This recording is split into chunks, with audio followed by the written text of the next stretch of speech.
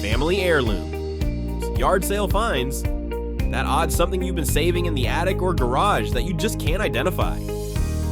Our experts will tell you what it is and what it's worth on Treasures, Trinkets, and Trash.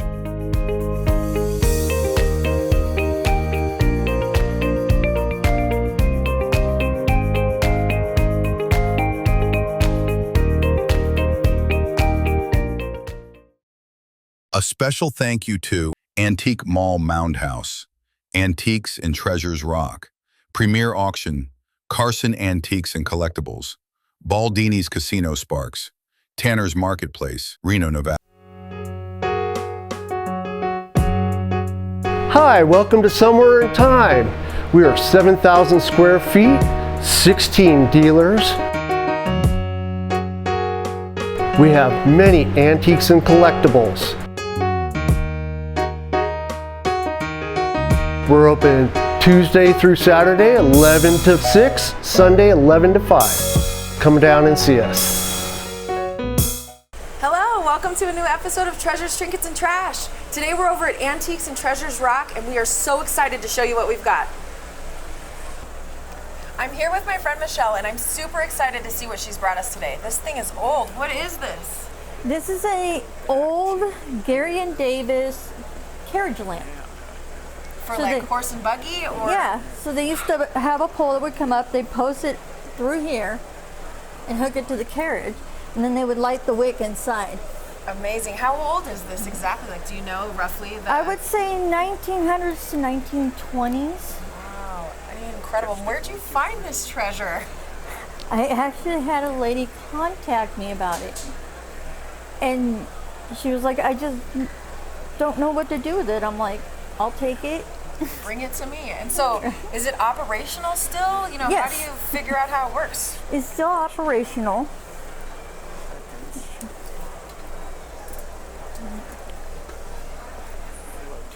Wow, look at that. The wick in there and everything. This is so And this neat. adjusts your wick right there. So when you find something like this and it's so old, it appears to be in excellent condition, still working order, how do you put a value to this, Michelle? I base it off of the year, the condition, and if it's functional. Okay. Do you find resources where maybe you've seen a transaction? Or how does Yeah, that work? I find various things mostly online. Okay. Okay, great. And so when you have a piece like this, somebody contacts you about it, you have it here. Are you willing to sell it? Yes. Okay, so this is available. So how much roughly is this piece worth? $500, if not more. Okay, amazing. And it is just absolutely cool. I get a little shot here of some of these details, a nice clean piece of glass. Right. Very, very cool. Yeah. So what drew you into it? When the lady called and said she had this piece, what made you want to pick it up? I've always loved, especially like Victorian era type of things. And carriages was in that area. Yeah, no kidding. That's so awesome. And so this would, like, we could see pictures from the 1900s with these hanging off of the carriages. Or somebody carrying them. Very neat. I love it. It's so cool. Let's go ahead and show everybody the back, too, because this is super cool.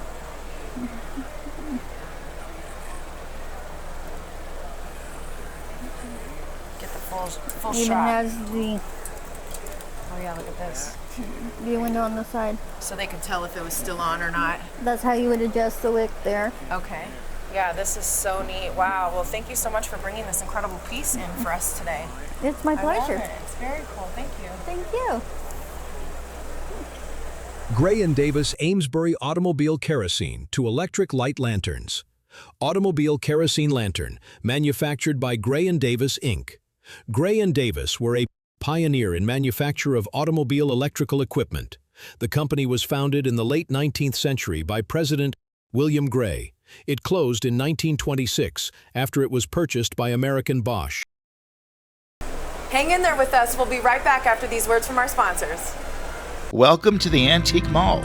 We've been in business 27 years with 13 separate dealers and over 10,000 square feet of space. We're unique because of our fun outside space. With funky, rusty, artistic vintage yard art, we have hit and miss engines, old stoves, old tools, picks and shovels.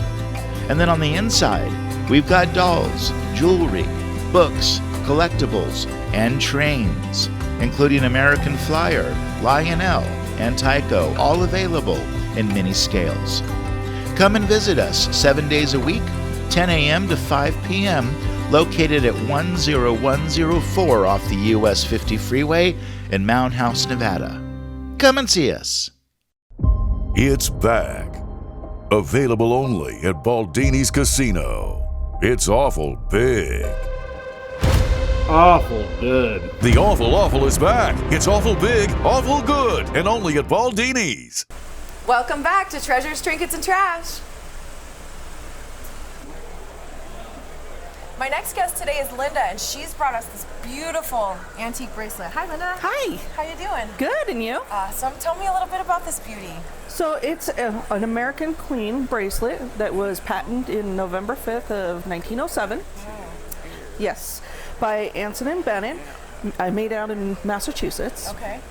Now this particular history on it, so it was actually my adopted mom's grandmother. This has been a family heirloom then. Yes. So cool. So one of the kind of interesting facts with it, it was actually purchased for my great-grandmother 2 days before the attack on Pearl Harbor. Wow. In Pearl Harbor. Wow. Amazing. That is so cool. So can you tell me, is it gold? I see some. So it's gold filled. Okay. Gold filled. The gems, they're real. But they're more like a quartz. Okay. Yeah. Like a crystal. Yes. Okay. Excellent. So this, you said 1902. 1907. 1907. Okay.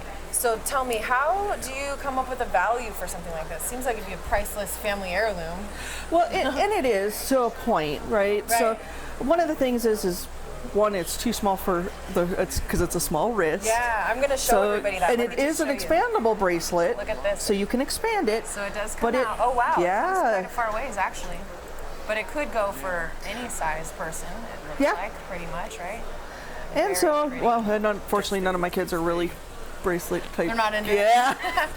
But no, with this, it's when we're pricing it, there are similar ones out there, and they do range anywhere from 100 up to about 500. Wow, very cool. That doesn't seem like a lot for something of that age, and I mean, no, it's a cool heirloom thing, you know. And like I said, the coolest thing about it had to be was the story behind it, because my great grandmother was actually in Pearl Harbor when her fiance at the time actually presented it to her, which would just happen to be 2 days prior to the World War II attack. That is what makes this a true treasure. I love it. Thank you so much for bringing this to us today. Yes. Very neat. I just want to look at it one more time.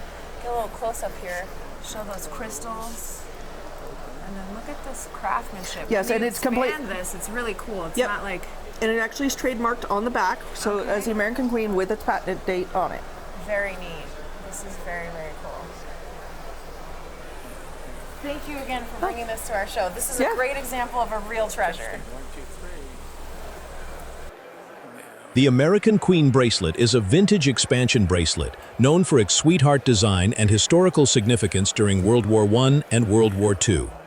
These bracelets, often featuring a heart-shaped centerpiece, were popular gifts from soldiers to their loved ones before deployment.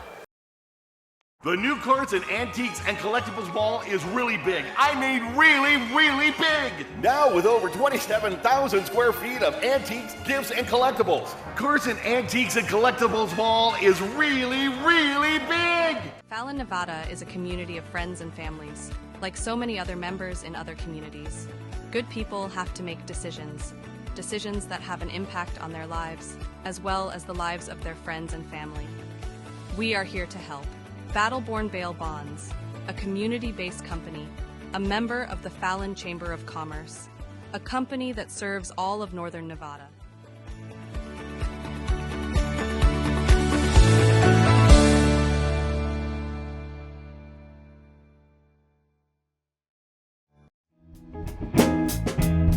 "20 years of incredible finds, friendly staff, and already 3 years in our new home on Rock Boulevard. If you haven't been here yet, you're truly missing out. 20 dealers, over 7,000 square feet of antiques and collectibles, just about anything you can imagine. Easy parking, but stay a while. Antiques and Treasures rock. Open 7 days a week, 10 to 6. Carts and Antiques and Collectibles Mall is now open in the former grocery outlet. Come and enjoy unique shopping for fabulous gifts and home decor. Carts and Antiques and Collectibles Mall is now the largest dealer in Northern Nevada. See us today. I have Michelle back with me again. She's brought something else to share. Hi. Hello. What is this? So this, I'm bringing in for a friend of mine. Name's Dave. This is a Hyvo Van teal lucite lamp from the 1970s. Wow, original 1970s lucite. Lucite. Very cool. That's this stuff. Yes. Very heavy. So tell me, what makes this special other than just the age? It is lucite and it's signed by the artist on the bottom. Right here. Yep. Yes. Okay. And what's the artist's name? Hyvo Van. Hyvo Van. So do you know any history about the artist? I know he was, I believe, Korean? Okay. I'm not exactly sure. Okay. So tell me, where did this come from? How did Dave get this lamp? Was it one of a kind? Dave or does many? a lot of estate sales. Okay. So I'm guessing more than likely he got this at an estate sale. Okay. Is there a pair? So there is a pair. Okay.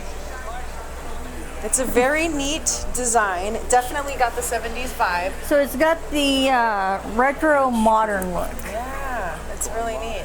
This is pretty cool, and it's in great condition. I mean, you can see there's no scratches or anything on the lucite. It's very clean and beautiful. What does something like this generally cost? For the pair, you're looking at about $2,000. Wow, $2,000. So this is like an art piece. Yes. Essentially. Essentially, yes. Yeah, very cool. Very heavy. They both work. Everything's functional. Dave always checks all his lamps and everything before he brings them in. That's really neat. It takes a regular kind of light bulb. Yep, yes. I can see that. So yeah, this is super cool. And this would be, people would have just had these like normally in their houses. This is like a pretty standard Yeah, type in the 70s, lamp, right? this would have been a popular lamp in somebody's home. In the pit where you go sit down and chat with each other and yeah, the drop-in living room. Exactly. Yeah, this is really cool. With the shag carpet. Very neat. So, with the artist, were these made maybe outside of the U.S. then? Yes. Okay. He was a very popular artist in the 70s. So you could probably find more pieces and more things that were made by the same artist. Probably, but I don't know if you'd find something Family as nice heirloom. as these. Quite as cool Yard as this. sale Yeah, that's what finds. makes it unique, right? Right? Very, very awesome. And let me just, for the audience, I'm just going to do a little test here. Oh yeah. These are not light. It's very nice. It's very cool. Yeah, they are very heavy. They are actual lucite. I love it. And so he figured out the history, passed that information to you. That's how Yes. we know kind of the backstory. Yeah, he even has like the whole history, like to go with the lamp. Oh, nice. Okay, that's really cool. Sort of like the certification, so Type to of speak. thing. Yeah, really neat. The whole history of it. Michelle, thanks for bringing this down for us. This is very cool. You're welcome. Somebody, these are up for grabs. Let us know if you're interested. Right? Thank you. Yeah, thank you.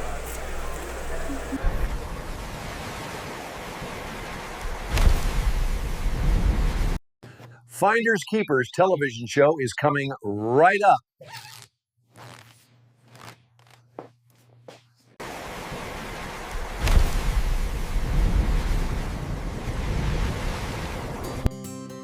On the next episode of Kayaking with Ken, we'll be paddling Northern California's Frenchman Lake. We'll take the short drive through a lava rock canyon up to the reservoir itself. Then we'll paddle across the lake to a quiet area walled by more ancient lava. Whatever the conditions we find, we know one thing: it will be a great place to spend a little time on the water. Join us next time on Kayaking with Ken. It's back. Available only at Baldini's Casino. It's awful big. Awful good. The awful awful is back. It's awful big, awful good, and only at Baldini's. We have been asked to repeat this episode of The Garage Sale Detective. People found it to be informative. Holly Netwara and Phil Grunhauser of Somewhere in Time. Welcome to this week's Garage Sale Detective, answering the question, is it real or just a knockoff? Cast iron's really hot.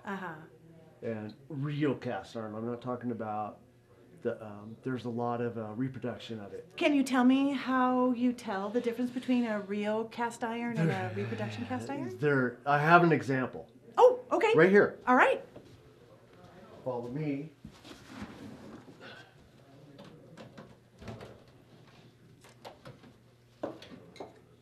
This, you can tell, this is reproduction. You can see it in the pieces. If you look at the pieces, the way they're molded, the way it's cracked along the edges. Okay, you can see the seams. The seam, The seams, the definition of everything on here. You could tell they made this to look old, and it's not. It's new. Wow, I would never have guessed that. Yeah. I would have thought that this was You could old. tell because I got a lot of cast irons at home that are old, and there is a difference. I know, like for me, the thing that I know with cast iron is you want to look at the screw. Sometimes there's a screw that holds the piece together, right? So if it's a Phillips head screw, oh, absolutely not. definitely fake. Definitely fake. But if it's a flat head screw, you're getting more towards possibility of it being and they real. even reproduce it to make it look old. They put those old screws and nuts in there too. But you can still go by the seams and the way it's formed together. Old cast iron is tight. Really, really tight. Very tight seams. And will a Hubley always be marked? Hubley? Will they? No. Oh, okay. No, they're not. They're not always marked. Who's marked is arcade toys. Arcade. Arcade usually always marked underneath it or on the door. There'll be a number there. Hubley is not always marked. Okay. So it takes. There might be nothing on a Hubley. Takes that special eye then. It does. It really. It just takes experience and looking at your cast iron. Well, I bet this would fool a lot of people. You and I have been at the auctions, and someone was bidding on some cast iron banks, and I was surprised that they were going for as much as they were, because I could tell I could tell they were reproduction because of the screw trick that I knew. Right, and but, that's you're talking about that. Here's an example of that piece from that we had at the auctions. This is a reproduction.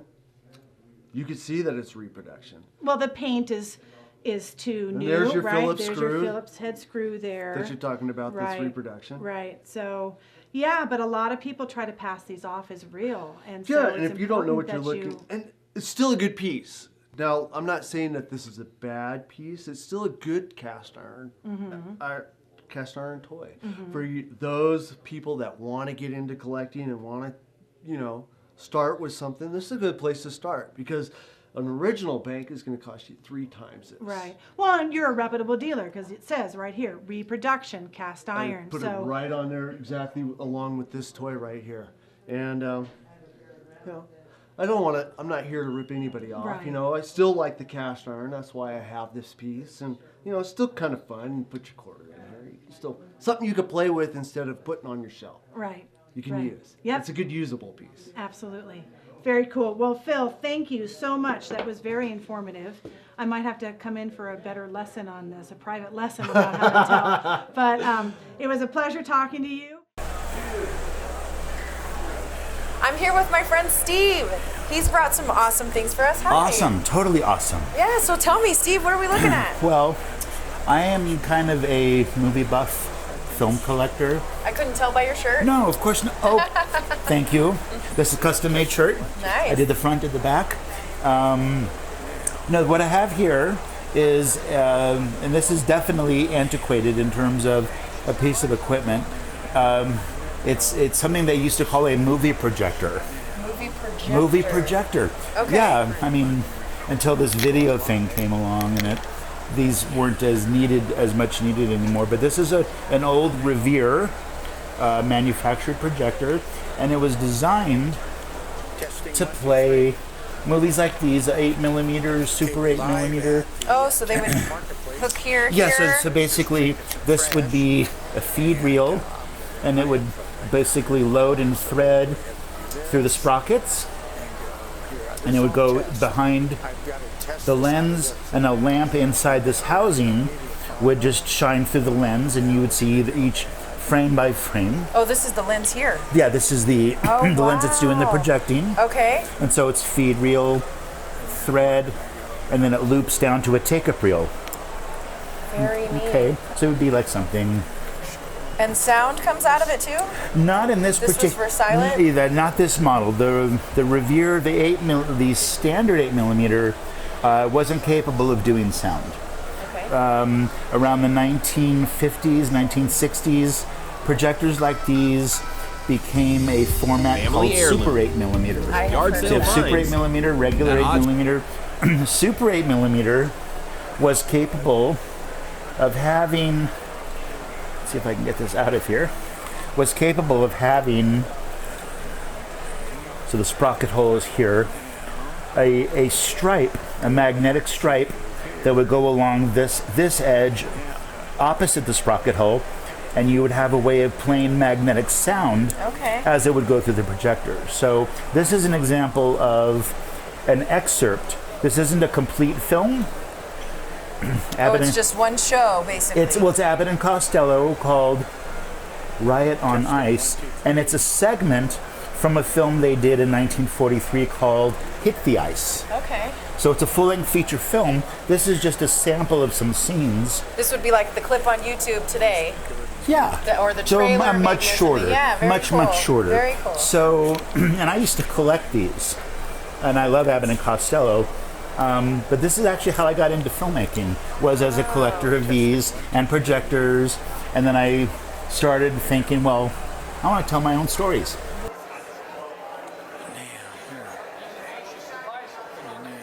So the way I got into filmmaking was by collecting these. I used to actually have like a lot of monster, like the Frankenstein that you mentioned. Right. See where it says Castle Films somewhere on the Right shirt? here, yep. Well, Castle Films. Oh, wow. They were okay. my favorite manufacturer of these 8mm movies. And so I would collect The Wolfman, Frankenstein, all these other Abbott and Costello movies. I would set up a theater in my garage with a screen, put up a white sheet, put out chairs. I would go to the store and I would buy licorice and candy. The real deal. And I would invite my friends in the neighborhood, how and we would fun. do theaters in my garage. You've always been a film man then. Yeah. I love how it started with something like this. Something really simple. And then now with technology, you've seen it come all the way, right? Oh my God, Yeah. it's completely eclipsed stuff like this, but there's a magic to setting up a projector and hearing the projector and watching the images actually flicker on a screen. Because I have a few projectors at home that do play sound.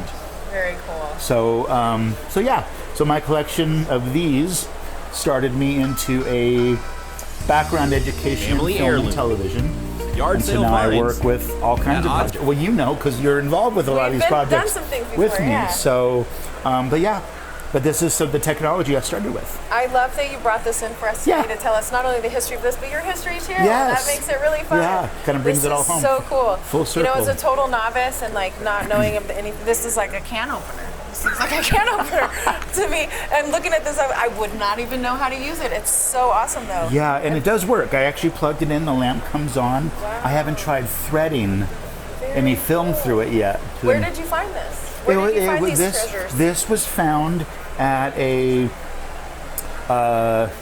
Carson City Antiques Mall. Okay. We've been there before. And so George, the owner of the store, George, he very kindly, I bought this from him, but he kindly said, hey, I got something you might be interested in. And I looked at it and I kind of couldn't leave the store without it. Oh, love that. I Yeah. love the story of that Yeah. and how much it means to you too. That's really great. That's because he kind of knew that. Yeah. But I may experiment with this guy. But again, not sound, and it has a broken base. It looks like it's aged. So it would stand. It would normally. It was stand supposed up to. Yeah, it was like supposed to be like this. I don't know how. Oh wow. No, it still kind of stands, doesn't it? Yeah, look at that. So this Revere was probably built in the 50s. Okay. I would guess. Framer. This would have been something that my grandpa would have had. My grandfather would have used for his home movies. Wow, that kind of thing. cool. But it's it's a really nice piece.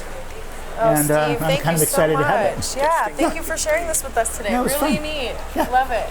Okay, we're live at the Tanner's Marketplace This Huh? is treasures, trinkets, and trash. I can't hear you. Value in my info. Oh. Oh yeah. Ooh. Priceless for a collector. Okay, so you want to just pick it up on a shot here? Okay, so a revere like this, these actually don't carry a great deal of value. One, because of their age, and just because not a lot of people, spend time collecting these. But this was, I think, on sale for about $25. Okay. But you can get projectors these days that do stereo sound and have a lot of features that still, I've seen projectors online that still go for $200, $300, $400. Wow. It's like a the technology. really nice ones. Well, yeah, they were advancements in the 8mm film gauge. But this one, 25, 30-ish. But for a collector like one you, priceless. Yeah, definitely, especially if it works. But you still have movie technology out there for the home that's still priced, $400 or $500, just depending on what its capabilities What you're are. going to use it for. Yeah. Or is it sound? Is it stereo sound? Can you do recording with it? Right. So does it just play back like exactly just a playback machine? Exactly. So. Very neat. Yep. Okay, well, thank you. You're welcome. Thank you for joining us on Treasures, Trinkets, and Trash. Be sure to tune in for our next episode. Having professional and affordable marketing assets for your business is within reach with Ken Umphrey Creative Services. Whether you need printed materials, product photography, corporate video, a new logo, or an experienced copywriter for your radio or TV commercial, we can help. We'll create marketing solutions you can afford and in a timely fashion. See us on the web at kucreative.com. Ken Umphrey Creative Services. Affordable, experienced marketing solutions. Have a prized possession or even an entire estate to liquidate? Premier Auctions specializes in turning treasures into cash. From antiques and fine art to coins and collectibles, we put your items in front of a nationwide audience. Premier Auctions, the finer way to sell your fortune.